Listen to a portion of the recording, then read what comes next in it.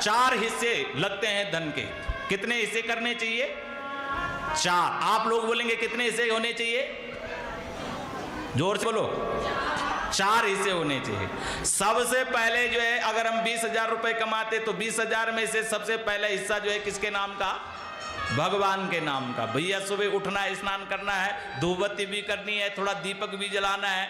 और कभी घर में जो है जन्मदिन हो गया, पूजा पाठ हो गई, थोड़ी साल भर में, साल 2 साल में जब भी हो पूजा पाठ से जुड़े रहो। ये सनातनी रूपी बीज है हरि प्रेमियों। सनातनी रूपी बीज कभी खत्म होने वाला है नहीं है, क्यों करके पूरा संसार में प्रलय आ सकता है, पूरा संसार नष्ट हो सकता है, लेकिन ये सनातनी रूपी बीज कभी नष्ट नहीं हो सकता है।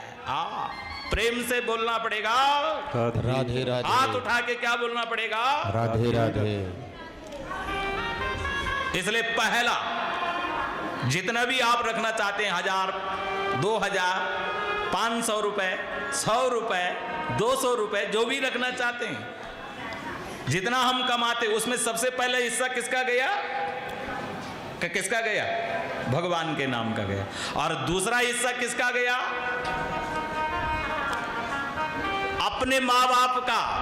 उनके पास चाहे हजारों करोड़ों की संपत्ति क्यों ना हो, लेकिन हमारा भी कुछ दायित्व बनता है, हमारा भी कुछ कर्तव्य बनता है कि अपने माँ बापों के लिए एक हिस्सा उनको भी प्रदान करें। ये नहीं है कि उनके पास जो धन संपदा है उस धन संपदा की तृष्णा मन में लेकर के चल रहे हो, ऐसा नहीं।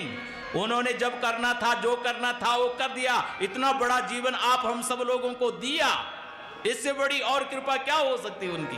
बताओ। उनके पास चाहे करोड़ों की संपत्ति है, माँ बापों के पास जो संपत्ति होगी वो आखिर में बच्चों की तो होगी, किसी और की तो नहीं हो सकती है ना। इसलिए उनकी धन में इच्छा मत रखो, बल्कि अपनी तनख्वाह से जितना हम कमाते हैं उनको पूछा करो कि तुम्हारे पास की कोई कमी तो नहीं है, और उनको दिया करो। दूसरा हिस्सा कहां चला गया? माँ बाप की सेवा में चला गया। और तीसरा हिस्सा, आप बताओ तीसरा हिस्सा कहां खर्च करेंगे? आप लोग बोलेंगे, मैं नहीं बोलूंगा, आप लोग बोलो। तीसरा हिस्सा कहां खर्च करना चाहिए?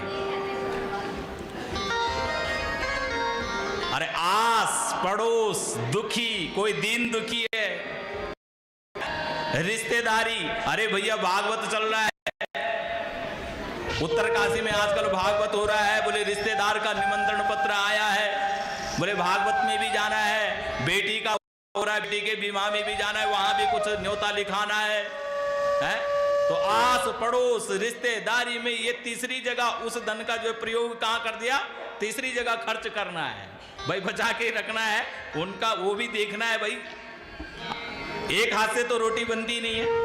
अगर हम रिश्तों को निभाना बंद कर देंगे तो कैसे चलेगा? नहीं चल सकता है।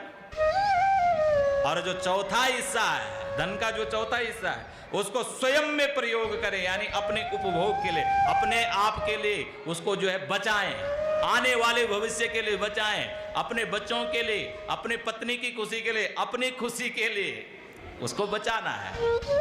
क्योंकि सभी धन अगर हम खर्च कर देंगे तो कैसे चलेगा? जीवन कैसे चल सकता है? नहीं चल सकता है। लेकिन जो जीवन में इस चीज को ध्यान रख करके चलता है, आज तक जिसने भी, जिस मानव ने भी, जो मानव, जिस मानव के पास, जिस मनुष्य के पास,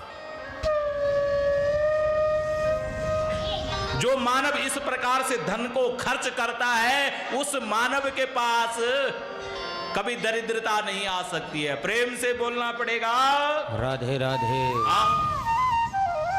उसके धन में हमेशा बरकत रहती है, और दिन दुगनी और 4 चौगुनी भगवान उसकी कर देता है। हालांकि वो उसके पास थोड़ी बहुत धन कम हो, कोई बात नहीं है, लेकिन वो हमेशा मस्त रहता है, खुश रहता है और भगवान से प्रीति करता है। बोले बाल कृष्ण चंद्र भगवान की जय। राधा रमण भगवान की जय।